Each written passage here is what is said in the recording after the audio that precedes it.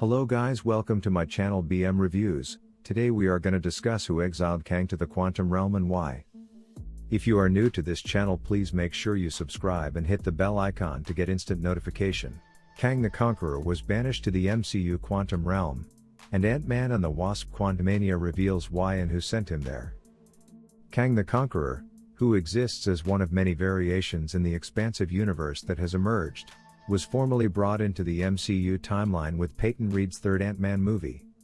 He had previously been hinted at in Marvel Studios' Loki Season 1 on Disney+, where Jonathon Majors made his Disney+ debut as He Who Remains. The MCU's Ant-Man and the Wasp: Quantumania offers viewers a closer look at this time-traveling tyrant and his main adversaries.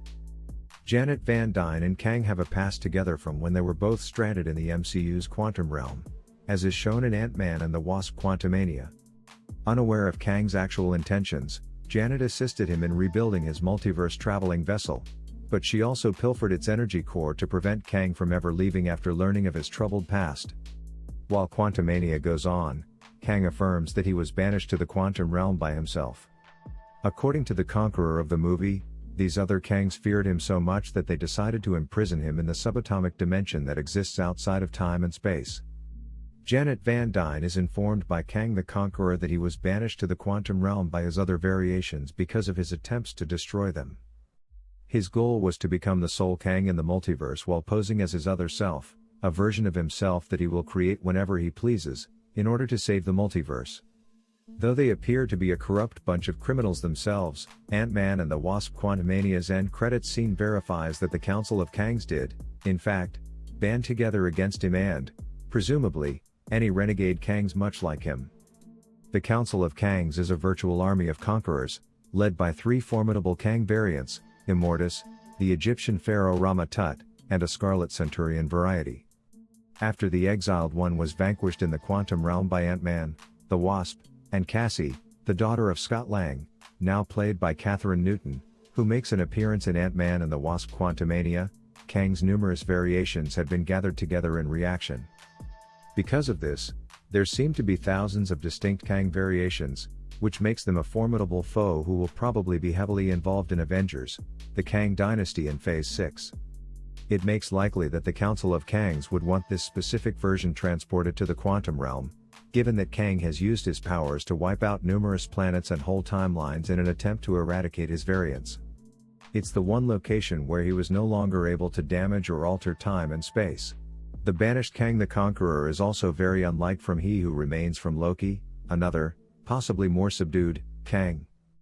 The self-contained sacred timeline that He Who Remains created effectively prevented the emergence of any further Kang variations until his death at the hands of Sylvie undid it.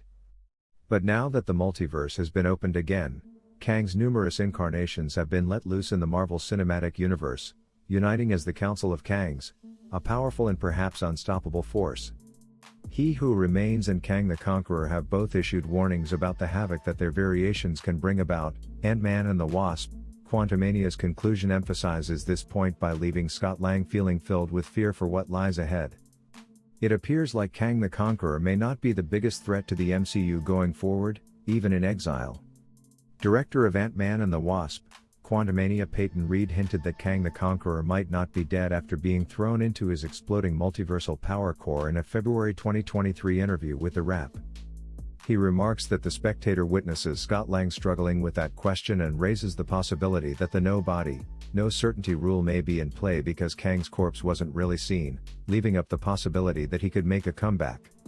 According to some ideas, Kang the Conqueror may have been sucked into the probability storm during Ant-Man and the Wasp: Quantumania, which might potentially lead to his reappearance in an upcoming Marvel Cinematic Universe film.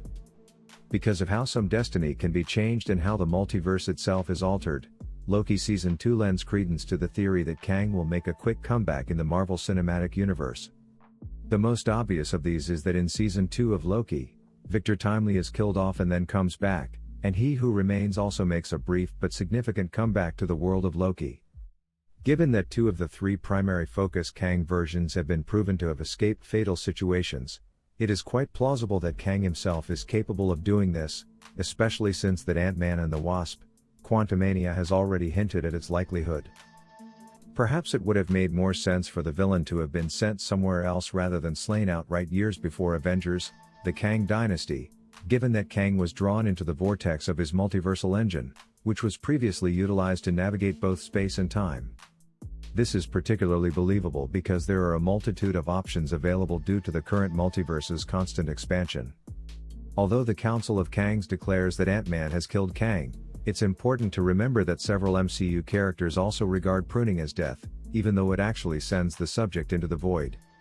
Therefore, this scene might instead be establishing that Kang has once again stepped outside of reality's typical bounds, an idea that viewers have already witnessed thanks to places like the Void or Quantum Realm. It's difficult to ignore the possibility that the antagonist has several strategies up his sleeve for avoiding death and its permutations, given that Ant-Man and the Wasp: Quantumania establishes that Kang has experienced a significant portion of the previous universe throughout his existence. That's it guys for this video. Please make sure you subscribe and hit the bell icon to get instant notification. Thanks for watching.